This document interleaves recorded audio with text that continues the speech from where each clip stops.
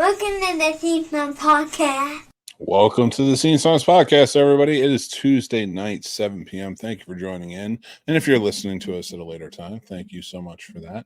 We'd also like to thank this week's sponsor, Shopify. Link down below, but we'll talk about that in a little bit. Thank you guys so much for coming back, checking out the Scene Snobs podcast. My baby, if you will. I love this show. And this intro is going to be a bit of a different one. It's going to be a bit of a harder one. So bear with me, because we'll go back to fun. We'll get back to absurdity. And we'll definitely be reviewing Dune and Dune Part 2. So there's some good stuff, but I always try to be honest. And yeah, I know. I talk about the positivity a lot. I talk about the honesty and the integrity. This isn't stuff that I'm just touting. I buy into it. Like, this is my life. This is how I try to live. And I try to be very honest about my mental health. See, maybe it will help others as they go through, because I think normalizing talking about it is important. The more communication, the more people we can help. I truly believe that. But I do understand that communicating during those deep depressions, when your emotions are going skyrocketing up and going straight right down like a roller coaster. Like, I get it. You in your core beliefs and everything you think about yourself. I get it. I know what those are. I have them. I don't think I'm good looking. I don't think I'm smart. I don't think I'm a good dad or a good husband or a good friend. Like, I don't think those things. And when people try to say them to me, I get very shamed and turned off, like guilt-ridden, like, please don't compliment me. Those are core beliefs. Those are things you have to work against. Those are things that you have to challenge every day, even if you have to say the opposite, just to yourself, just to because more often than not, the opposite is exactly what is true and what you need to hear.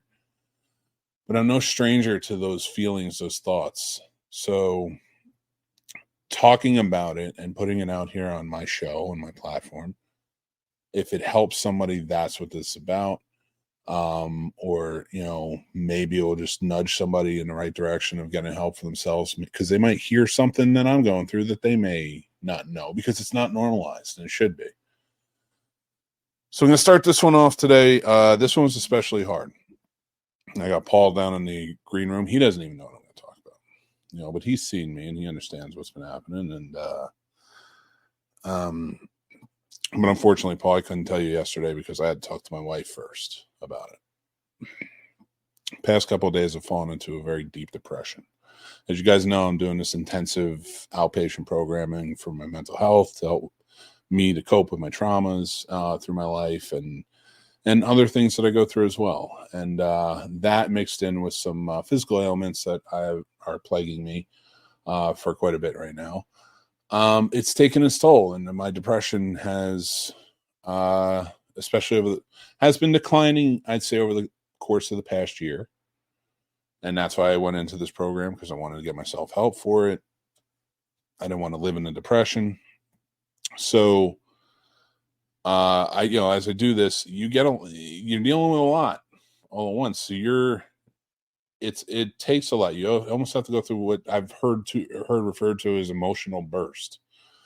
You're dealing with emotions all at once when you're trying to cope and do these things. So, like I said, I slipped into a really bad depression the past couple of days, and I've had some, I can't really say it on YouTube, but some thoughts about unaliving, not actionary thoughts. There are intrusive thoughts. There's actionary thoughts.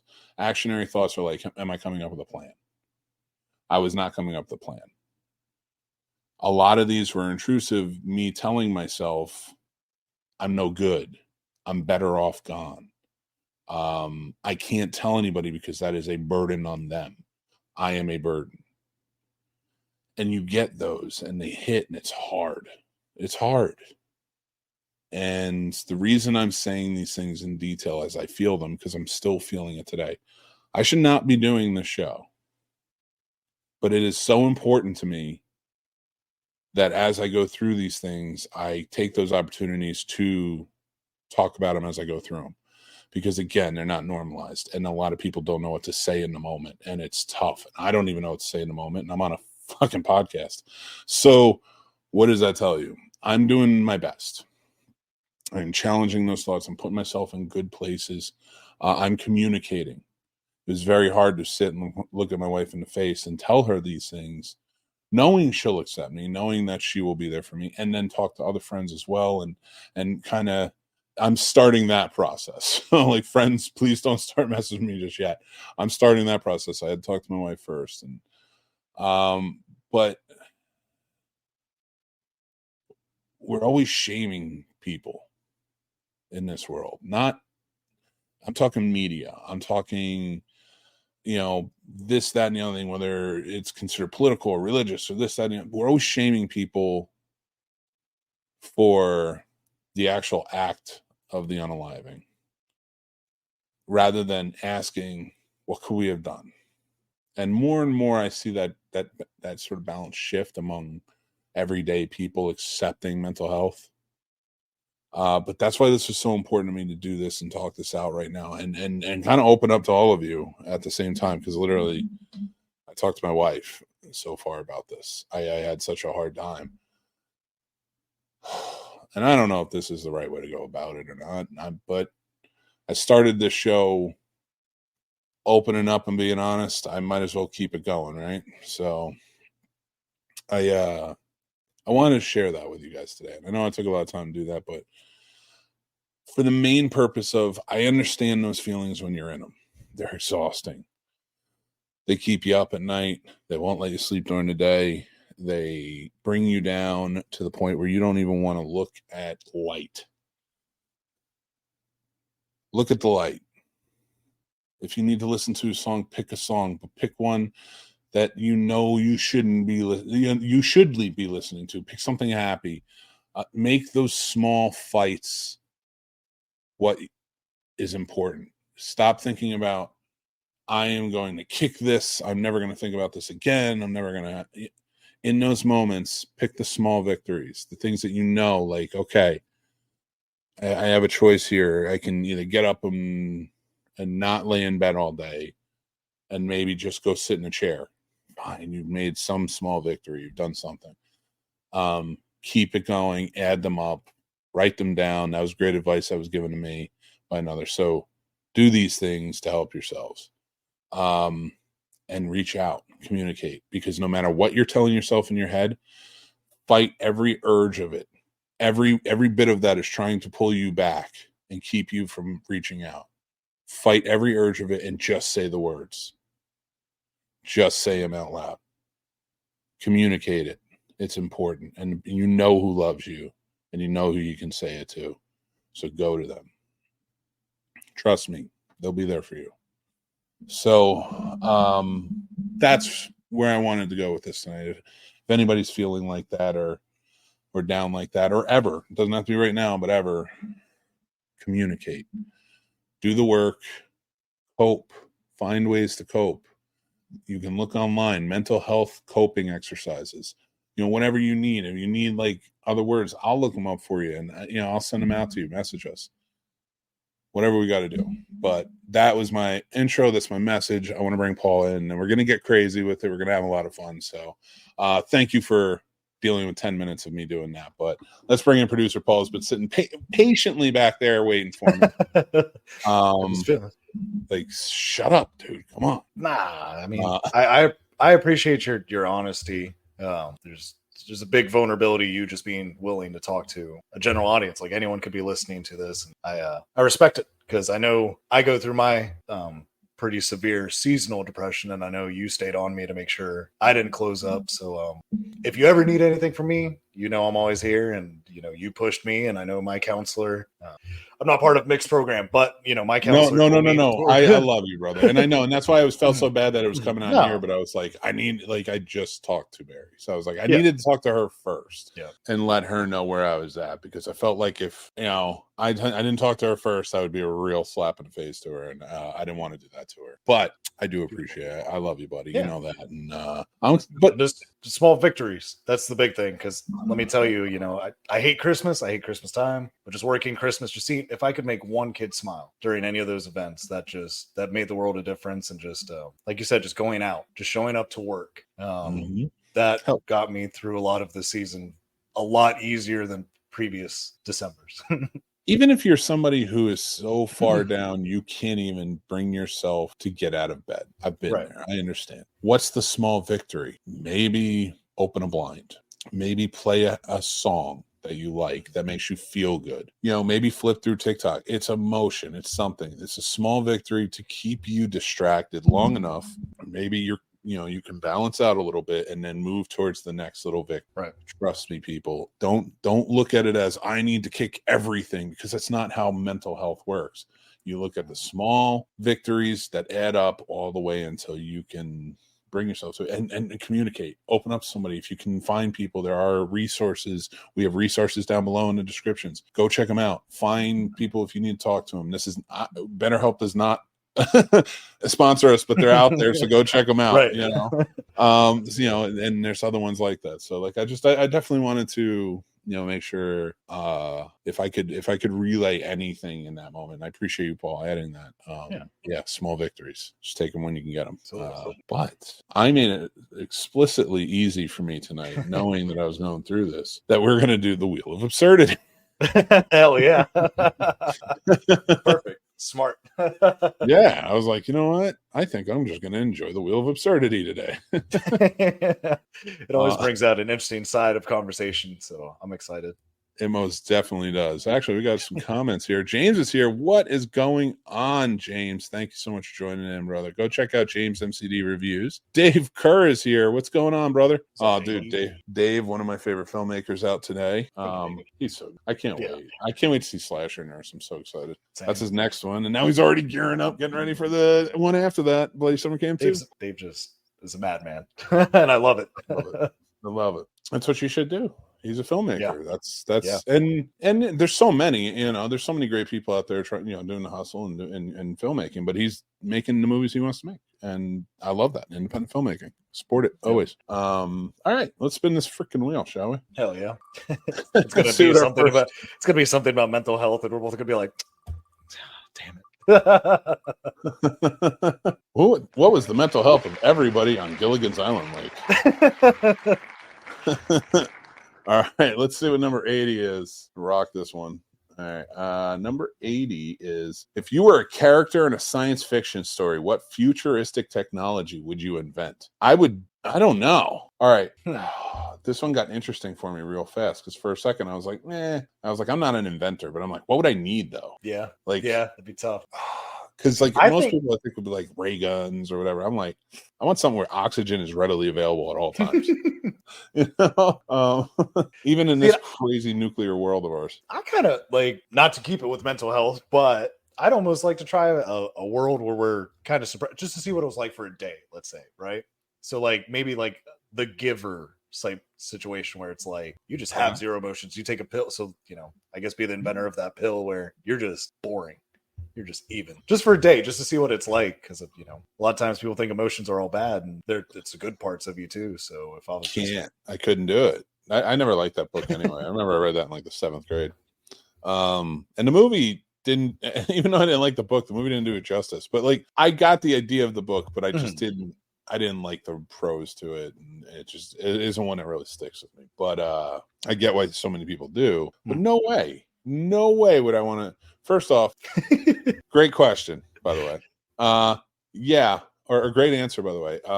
No, I don't want to do a no emotion pill. I like happiness. Same. I like But dancing. just for a day, it might be cool. No, I don't think it would. I think it would suck. I think you would have nothing. Because even feeling like shit these past 2 days, at least I was feeling. I like it. Right. I like that. I don't want to be dead inside. I just want to be like, nah, I can't. I couldn't even imagine looking at people I care about with no emotion. That'd be weird. See, I didn't think that far. Now you're. That'd be hard, man.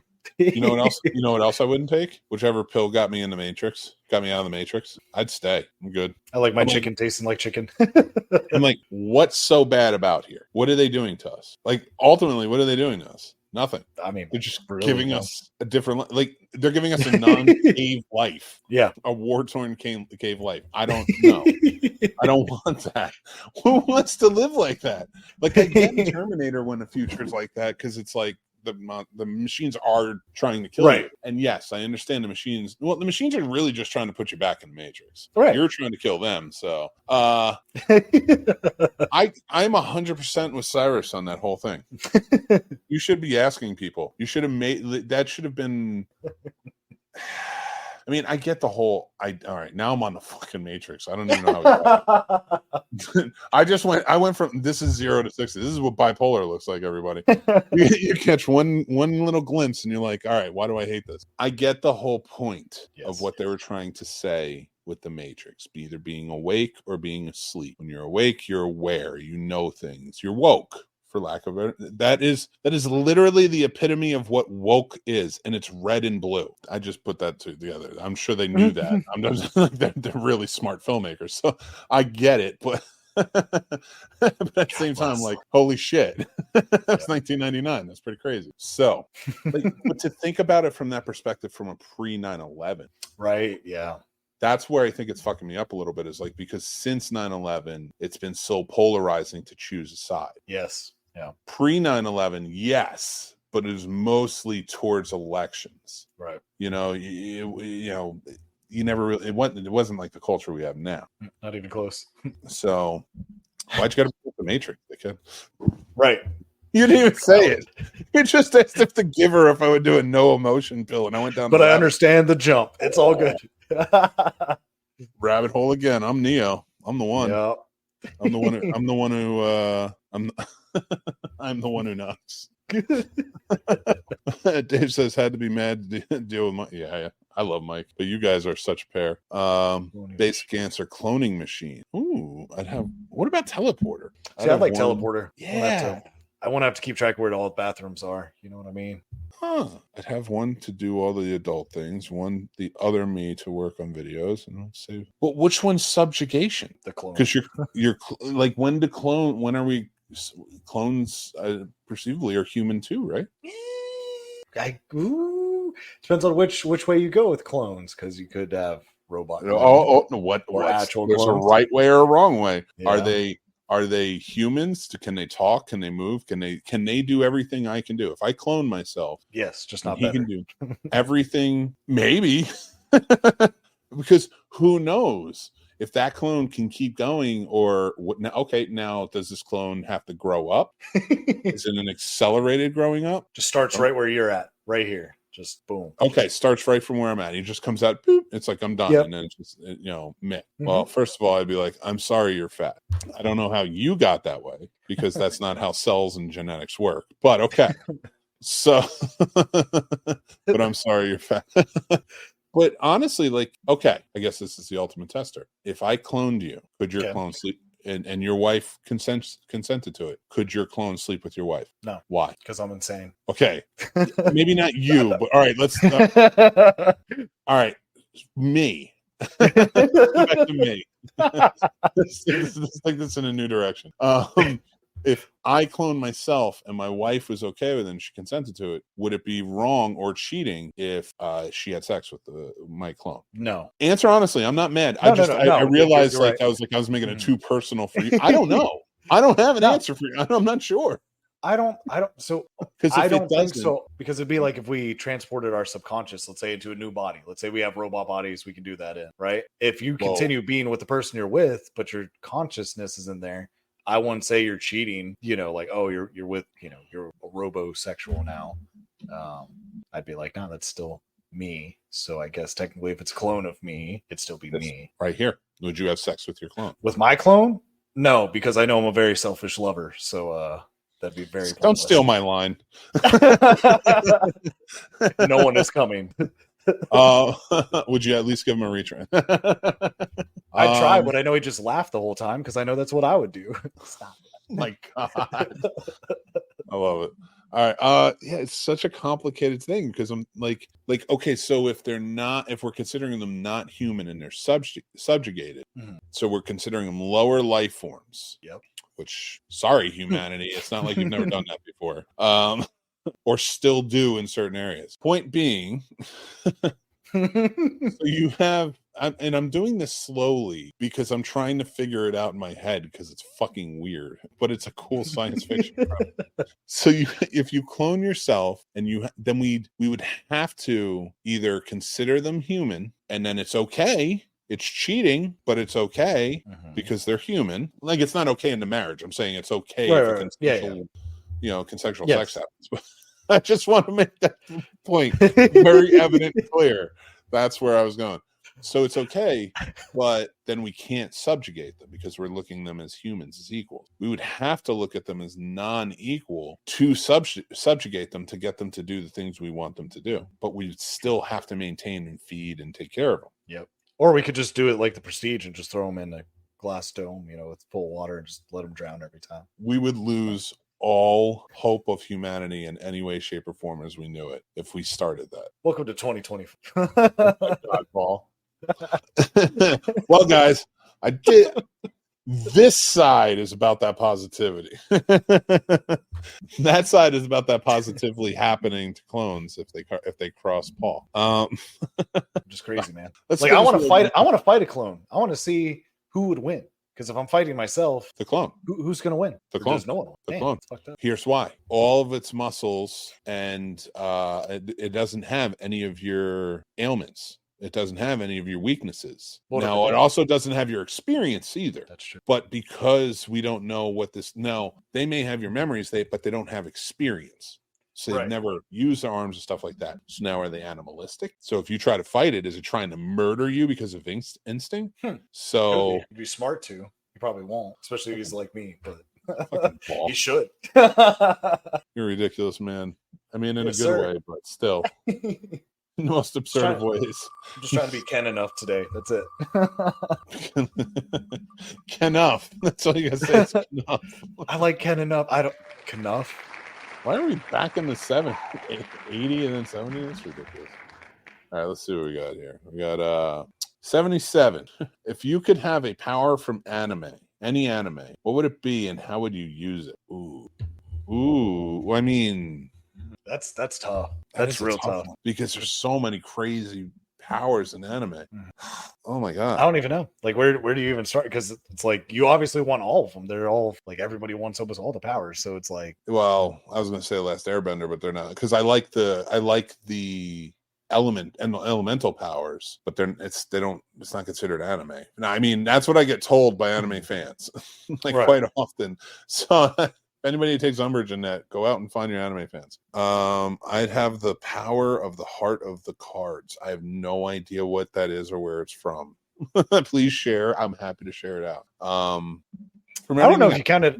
I don't know if you count it as a power, y'all, but I like Princess Mononoke, and I'd say when he gets kind of semi-infected by the demon and he has that demon strength, I think that's pretty dope. Like, I get it's like killing him, but I think that'd be cool. Yu-Gi-Oh! Okay, I don't know Yu-Gi-Oh! That well. I know the game exists, but I don't know. And my kids played it. I think they do that or Pokemon, or both, or whatever. You know what I mean? All right, all right, anime is a little hard. So let's take, if you could have any power from any Marvel comic book character, not movies, who would you want? Wolverine, regeneration, self-healing. Well, just the self-healing then, not the bones, right? You don't want the bone claws. Yeah. Self-healing is good. So Deadpool. Yeah. With as much as I pull my back and I fuck shit up all the time, that'd be so nice just to be like, okay, we're good. Like, that's it. It's a good. I mean, Spider-Man's would be cool. Mm-hmm.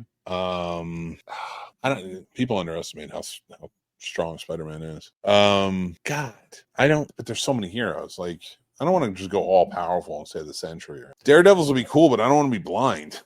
You Why just do I see it gotta a different suffer way. all the damn time? It's so You should go ridiculous. with Thor. You already got the. You could just be like, aha.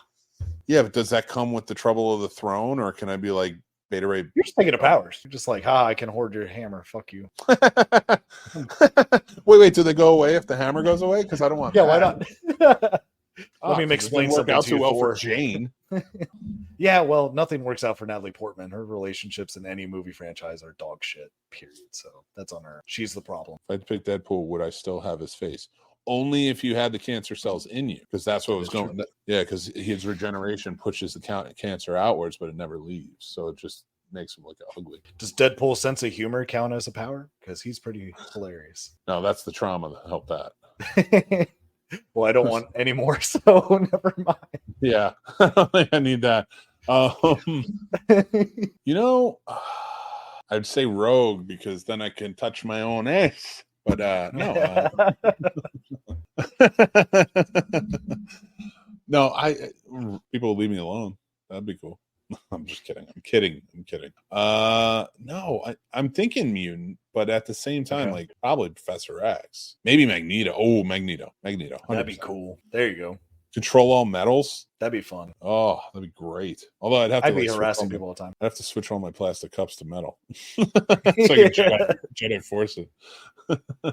All right. That was a good one. Let's do one more before we get into Dune. I wanted to have sex with the popcorn bucket on air today, but I thought that would I wanted that too. That's why I'm not wearing pants. I was ready. I couldn't find it, so I just had to put like a medical glove over my Spud McKenzie Fright Night mug. Oh, Didn't work. that's fine. I don't think it was the same. And there was no popcorn at the end of it. I just used a toilet paper roll and put a rubber glove in there and warm water. Just called it a day. My jailhouse rules today. I'm both the problem and the solution. What's up?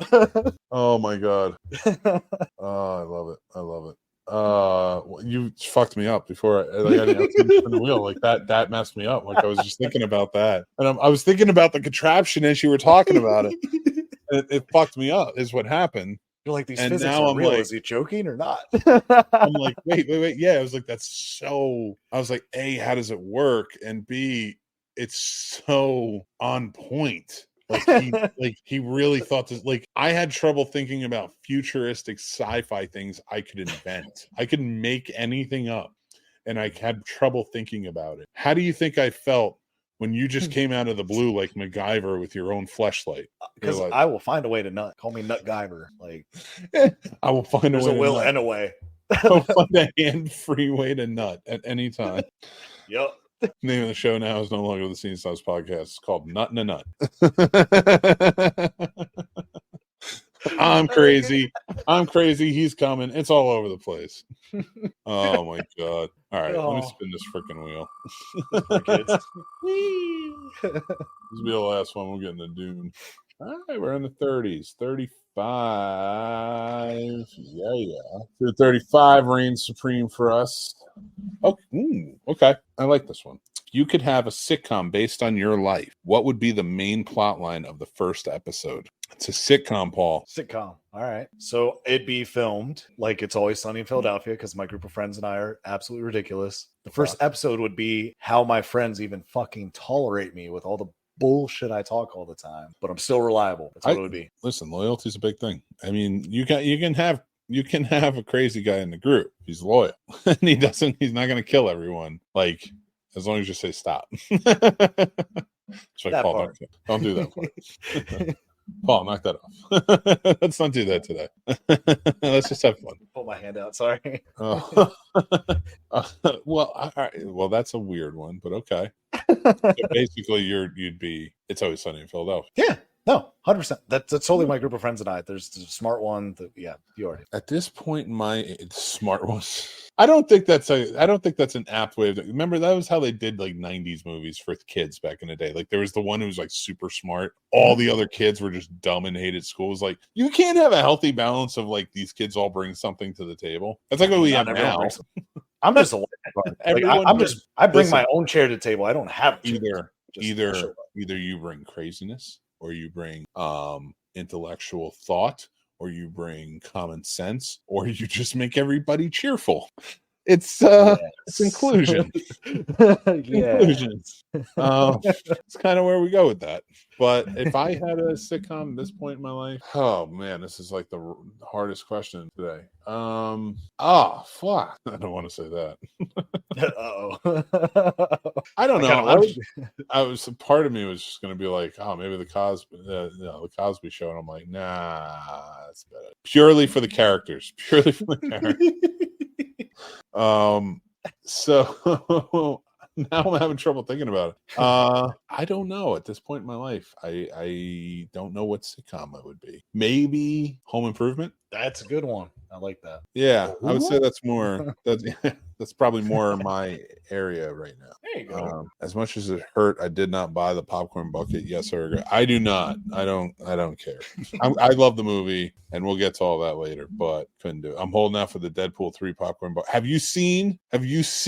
Oh, I will show you the way.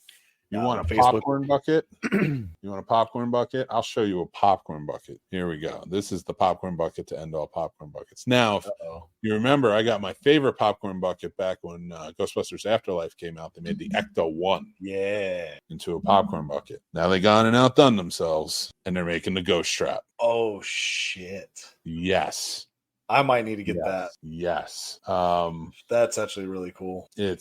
Holds 130 ounces of popcorn. Jesus. I'm not going to be using it for that whatsoever. I will be 1,000% playing Ghostbusters. I'm 1,000% with my kids. Go get some proton packs and play Ghostbusters. Because that was so much fun. So James says, I wouldn't be the main character of a sitcom. I'd be the random background actor that gets mean to death. That's okay though. That's still a role. Why not? Those are the best characters, in my opinion. All right. Well, I feel like I've drugged you down and I've lifted you back up, and then Paul has made it all crazy in a good way, in a way that we can appreciate. The absurdity. Absolutely. The true absurdity. But let's review some goddamn movies, shall we? Oh shit, we're reviewing Dune. And this actually, before we get started, I wanted to just tell you guys that Shopify, if you're looking to start your business from beginning to end, go check out the link down below. They're our special sponsor for this episode, and I just wanted to put that out there. Right now, if you go down to the link, you can bring your ideas to life for $1 a month. That's right. You can get a free trial and enjoy your first month for $1. This Shopify is an e-commerce platform that can help you start your business, get it ready, get it going, and along the way, help you build it up. So you should go check them out. Try the free trial. See what you got. Bring your creativity to life. Shopify. Use our link down below. That's our sponsor link. So thank you, Shopify, for sponsoring this episode. So your video is coming out soon, and just touch down on it again for anybody listening to the podcast later or watching, or even watching this review. We kind of went all out for Dune. I really liked Dune, the first Dune, when I first saw it. So I knew going to the second one, I really liked the book as well. I read the book when I was young. I actually think I might reread it because it's been a long time. And I want to read it as an adult. Right. And really how to get those themes down. So before we get to the review of the first Dune, which is a re-review from me, I'm going to do something real quick with it. You can go back and check out my other review in 2021 when that came out, but I'm going to let Paul do most of it for this. But the cool thing is, I also did a Does It Suck for Dune 1984, and we're going to have a movie-going experience coming out because, Paul, why don't you take it away and explain what you did this week? So this past weekend, I got to the awesome opportunity to take my little brother Braxton to go see his first movie in a theater, and I absolutely was thrilled to take him to go see Dune 2. So we'll be talking about that lightly. He's a man of few words, but it's adorable though. It was a wonderful little interview, and I can't wait for it to get maybe a few years down the line of you going to movies with them, and then maybe revisit that. Absolutely, yes. So it's very cool stuff. But so Dune Part 1. Let's start with Part 1. Like I said, I want to keep it because I have a whole review out. I love this movie. I knew it was the start. I knew there was a Part 1. There was going to be a Part 2. I know the story of Dune. I appreciate the story. And what they did in this first movie was brilliant and building Paul up as this character that you truly love and adore. And what he's doing when he's going about. Because by the time you get to the second movie, to see what he becomes, it's satisfying for people who are really fans of the story. So I love this movie.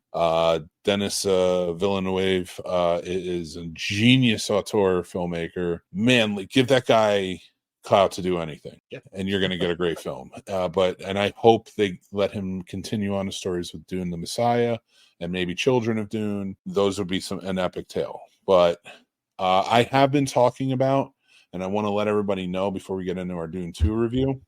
Dune, it had been relayed to me that Dune 2 was 2/3 of the way of the book. That is not the case.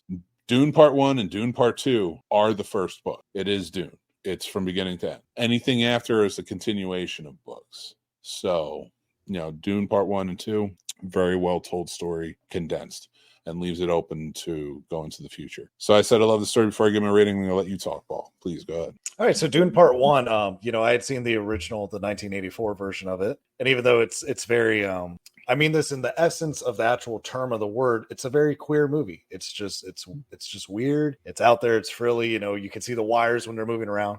I still enjoyed the 84 for what it was. So going into this, I was like, it can't be worse. And I was blown away by the coloring of it, the cinematography of it. Like you said, the character development I thought was beautiful. You felt everything. You got to see Paul grow. You kind of got to feel everything he was feeling from, fear, wanting to be this, can't be in that, knowing what's going on. Dune Part 1 made me very excited for everything else that was going to come out as far as this franchise. Very cool. I love that. And I also love your rating for this too. And because I know we more so want to talk about Dune Part 2, which is the big one. Mm-hmm. It's very cool to rewatch this again since 2021. Held up just as strong, in my opinion. It's a great movie. And my rating for this and your rating are very similar. You gave it a 4.6 and I gave it a 4.5. That was it. And here's okay. So I love the movie. Every problem I have with the movie, in both movies, all of the problems I have are merely mine. They're just, I didn't click with this. Right. So with that being said, this could be the perfect, like, Part 1's not a perfect movie. Part 2's not a perfect movie. Part 1 and 2 together. Right. Yeah, I can see that is a perfect movie for me. Absolutely can agree with that. Now for that reason, you are always going to get usually a point off. If you have to rely on more than one movie, then you're an incomplete movie, and I can't give you a perfection. Right. So that's my ratings. I don't hold anybody else to that. That is me personally. So that, with a couple of other little choices here and there along the way, which are so minuscule, I shave off half a point. I put this at 4.5. Now, 4.6 for you is very strong. You have anything you want to add to your rating? Like you said, I just haven't come across a perfect movie. When I come across a perfect movie, I know I'll know. You haven't watched The Godfather yet? I will always be a perfect movie to me. Interesting. We're gonna have to talk about that later. It was close to being a perfect movie for me. Like you said, there were certain parts I wish they had almost expanded more on. Certain relationships I wish they had kind of highlighted a little bit longer, just because I enjoyed seeing certain characters on screen together. So it's more of a personal reason why it didn't get a fuck. Kind of like you said, like, it's not necessarily, they didn't fuck up. It's just, I personally wanted, X, Y, and Z, and I didn't get quite X, Y, and Z, but they still got 4.6. Dude, I mean, yeah, I mean, I'm right there with you. Like 4.5, that's my cutoff. That's where I'm going to stick with it, because I usually don't dabble in points for my own to keep it straight. If I can have everything rounded, I'm good. Right. But I had to give the first movie a damn near perfect score. It's just too freaking good. Right. And James says, for me, Part 2 is better than Part 1, but not both were an absolutely stellar unit. It's funny to say that. I do think, and we'll get right into it, I personally think that Part 2 is a better movie overall. And I won't say that with everything, but I think from beginning to end, it's a better told story, it's a better movie, it flows better. The first one's very good, but this second one was on such an epic scale. Yes. Every aspect of this was beautiful, shot perfectly, acted perfectly. The story is told beautifully. This is what I miss from the original movie, is that like the story is so choppy and you're not getting all of the little details that you need. And yeah, there's some adaptation here, but adding Austin Butler, he was a great addition. He played the parts of Fayed so well.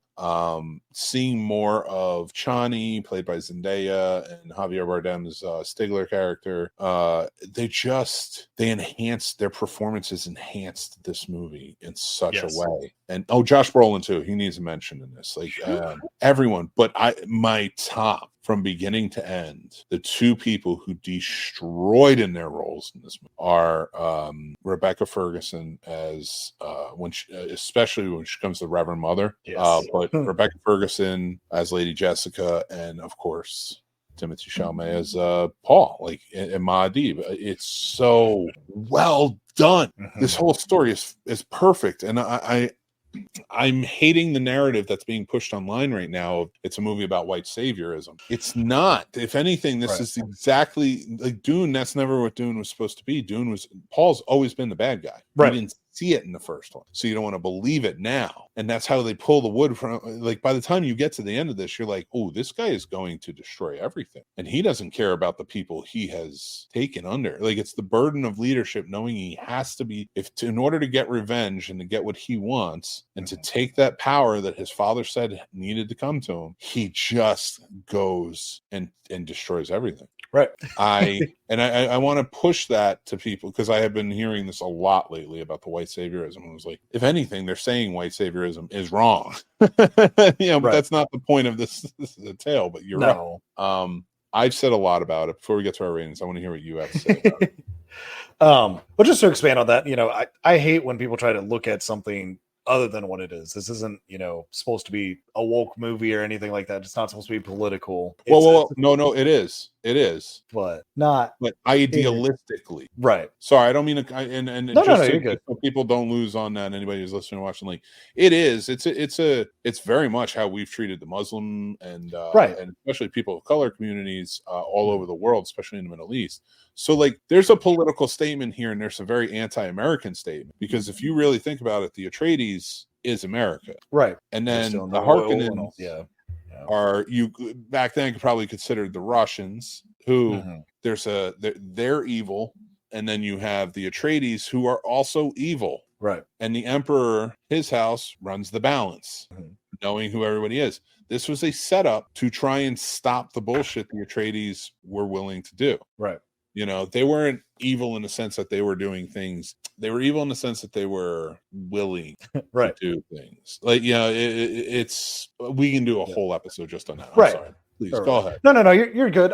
I'm just saying, it's not in your face like that. I just get tired when it's just bullshit. Yeah. I'm watching it for a fucking movie. Like, I'm not sitting there trying to, this makes me feel some type of way about my fucking parents just because they're white. Like, I get tired of that shit all the fucking time, because it's what a lot of it is. Anyway, as just a movie, absolutely loved it.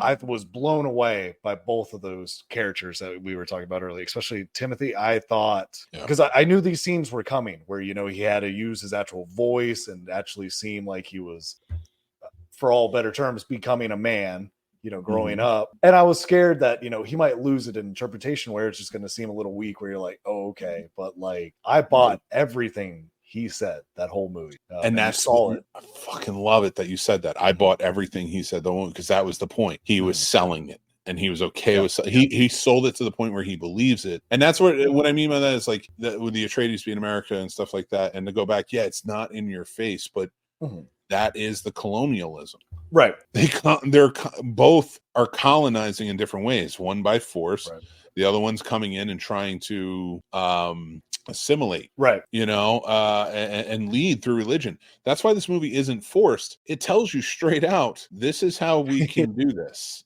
This is how you subjugate people. So it's such an interesting way to do it. And for that, ratings for this were the same. You did a 4.6, I did a 4.5 for the very same reasons. The only casting thing I didn't love in this was Christopher Walken as the Emperor. Okay, that's fair. This is a snob thing for me. Okay. It's a preference. So it's a snob thing for me. I get it. But like back in the day, like when you did a movie where that you needed somebody very regal, in an emperor or kingly state. It's like you went to the well. And I love Christopher Walken as an actor, but I don't consider him one of the greatest living actors of all time. No, I would consider him Christopher Walken, a great icon of acting, especially in a pop culture sense. And I love Christopher Walken and I love his roles, but this movie to me felt like it needed, like, the last movie had Max von Sydow. Like that's a big deal. Like that's a regal thing, like this type of acting, like from the old guard. I felt like that's what you needed. You needed that gravitas for the emperor, because at the end, when Christopher Walken kisses the ring, I didn't feel that. I didn't feel the emperor hating the fact that he has to do this and knowing he needed to do what he did to stop this, and he still didn't stop it, and it's here. Right. So it's like, I'm so like, I just wish it had, I don't know who, I don't want to say, I don't want to just throw anybody out there, but like, it just didn't feel like good casting on my part. Yeah. No, I can absolutely agree with that. And there's certain people, selfishly, I would have enjoyed almost like an Anthony Hopkins or someone like that just to be in that role. Have that gravitas. Yeah, I agree. Because I believe I think he would have sold the shit out of it. I'm not downing, Christopher Walken. He, like you said, he's amazing. He deserves his due. And he did a good job in this, but he just seemed like the character there. It wasn't the emperor. You didn't see the internal anguish of, like you said, him hating he had to kiss that ring. He just he did it, but it wasn't. He was like, all right, I'll survive. Like, yeah. And now, don't get me wrong. I'm not saying that was just a choice of direction, stuff like that. But I feel like if you have, even if it was played exactly the same, but if you have somebody that's like Christopher Plummer almost would have been perfect for it. To play that role, God rest his soul. But I don't, I'm drawing a blank of like today's older actors. Michael Caine. Shit. Oh, Michael Caine would have been really good in that, I think. Those are my two for it, is Anthony Hopkins or Caine, but that's just Clint Eastwood. Well, no, not Clint Eastwood. No. I immediately regretted saying that. A side note for Dune that I've been trying to tell a lot of we'll say people my age with their kids. What? No, I'm just saying, just a little side. No. I got it. And it connects to Dune 1984. Patrick Stewart. Holy shit. Tell me Patrick Stewart in that Emperor role wouldn't have been a great... That would have been awesome. Now, that would have been fucking... I don't want to take anything away from Christopher. I love him. But like, now you have the connection to the 84 Dune. He's a very Shakespearean face and voice. And he has such a powerful, commanding presence. Imagine him kissing that ring. Yeah, that would have been awesome. Yeah, that would have been so good. I don't think anybody else could have pulled it. Or Ian McKellen maybe, but I think Ian McKellen would have definitely pulled it off and it would have been great. With that same presence, right? But it was Patrick Stewart being in the original, right? I think that would have just been like such a beautiful connection. God damn it, Dennis! No, I'm kidding. No, but guys, I will say this, and I think Paul, you might agree with me on this. These two movies together are it's a 10 film. Yeah, absolutely. And I think it's a family film, in my opinion, because my little brother, just to give context of age, he's 11. He saw the first Dune, understood it, absolutely loved it, respected it, and he absolutely was enthralled with part 2 as well. So I'll say, don't write it off thinking it's too intricate for general audience or younger audience to understand, because I think it's told well enough to where they understand. They might not get the politics like we do as adults, but they will still enjoy it. So take your kids to see this too. This is the same story as Star Wars told better. Mm-hmm. It's just it's the same. It's Joseph Campbell's The Hero's Journey. It's exactly the same. Go watch it and you'll see. But it's better because it's a better told story, because it has all those elements that are hidden. It's a better idea of what an empire is. It's a better idea of what a rebellion is and how they come out. So like, yes, get in it and you will understand it. You don't have to get all of those little things like we were arguing about earlier to get this movie. It's a well told story. Yeah. All right, let's finish out this episode with a mixed movie pick from 1956. I ended this way different than I started. This is well, that's not what I meant, but yeah, it's true. Wow, that didn't parallel well. So you're watching this clip later, go back and watch the podcast and you'll fully understand why. Great promotion. So 1956, The Killing. It's a Stanley Kubrick film. It's about a heist It's a really well done movie. It's really well shot. I mean, everything you get from Kubrick, but it's early Kubrick. This is him really playing with playing with a lot of things. It's not it feels epic, but it's not as epic as you would get from a Stanley Kubrick or you would think of. This is before Paths of Glory. This is before Spartacus and all of even that era of Kubrick. It's right before he exploded. So this is a very cool one to check out because it's really well done and different, and it's a cool film noir and a heist movie. So I say check it out. I don't want to give you too much information about it because it's worth just getting into and kind of having some fun with. So that's my mixed movie pick. Guys, thank you so much for joining in. I appreciate you listening to my my intro. It'll be a lot later next week, so make sure you join back in and keep fighting a good fight. Keep taking the little victories, adding them up. Loving it. Paul, you got anything you want to say before we take off? You guys just have a good week. Be careful and make sure to stretch your body before you do heavy moving. It's great advice. That is fantastic advice. So stick with that. Say thank you. Hit like, hit subscribe, and hit that bell on YouTube so you can follow the channel for all great shows and more. Thank you for going to Shopify and go check them out in the link below and any of our other affiliates. Guys, I do have to say this because I'm realizing more and more now the channel is growing at such a wonderful rate that it's harder and harder to keep up with. So if you would find it in your heart to maybe join up and support on Patreon, it doesn't, every little bit of it helps. Maybe go check it out. It all goes back into making such a great channel. So really appreciate you. So go check that out. The links are down below. I want to say thank you guys, or you can go check out snobsmerch.com. That helps too. All of it supports. So thank you guys for being there for us. We're going to just keep trying to be there for you, but we'll be back next week with all new stuff. So we'll talk to you soon. Remember, be kind, stay classy, and take care of yourselves. That's important. Bye.